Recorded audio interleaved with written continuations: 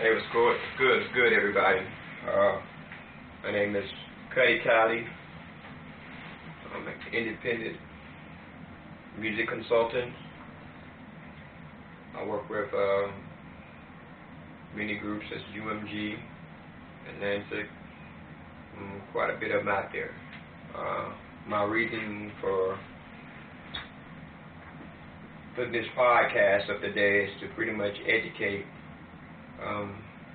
a lot of the artists in the industry that's trying to start out, a lot of the starving artists, the unsigned artists. Kind of wanted to go over some things today that was real key about starting the industry. I know a lot of people are frustrated about the music and trying to get started out. My thing is, what I just pretty much kind of tweeted over a couple hours ago about is being professional. It's real key in being professional.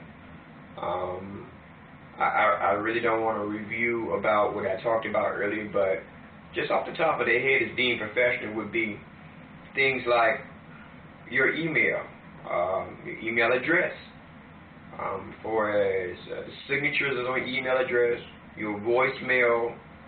If a record exec want to give you a call back, or A&R person want to give you a call back, and they experience, for example, yo, what's up?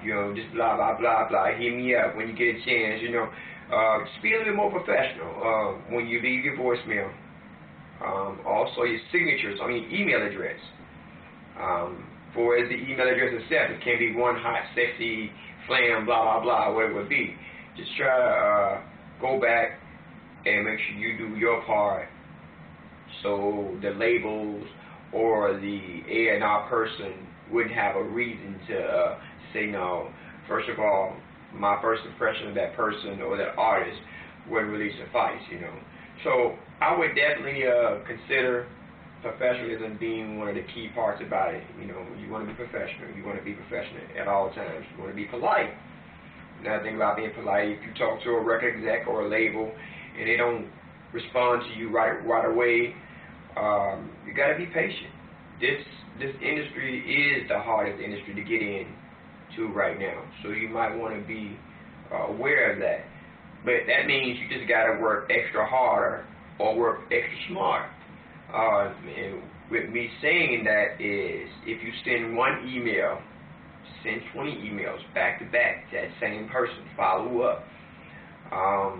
If you're going to call, they say call back. If you keep getting voicemail, call back. A lot of times when you call the labels, you got to have an extension and an A&R person's or a consultant name. So what you want to do is you want to make sure you get all those things on par. If you don't know a consultant name or A&R name or a extension, then what you have to do is you got to be more a little bit creative. We have Google.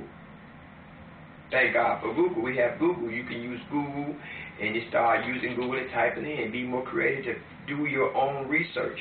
So you'll have all those tools on your desk. So when you move forward to try to get this meeting with this A&R rep, and this is for managers too, people that's claiming to be their managers over artists and not being a great line of resource for the artists. You got to always promote for the artist, and you got to be creative. You got to think outside of the box when you're promoting for the artist. So being creative, but making sure you're covering your back when it comes to being professional, and also being polite, which means if you don't get in contact with that exec or manager or club promoter or radio personality, just keep trying. But you have to let them know that you're serious, versus you got one guy that called and he calls once and he gives up. Or you got one guy who's really hungry and he calls 30 times.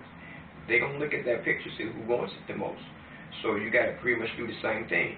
And I'll say you got all these friends, you got crews you hang with, you got teams. Create your own team. Create your own team, that person to be responsible for making sure that they make those calls out for you. Sister, cousin, brother, friend, or whoever it would be. Just be proactive. So think outside of the box.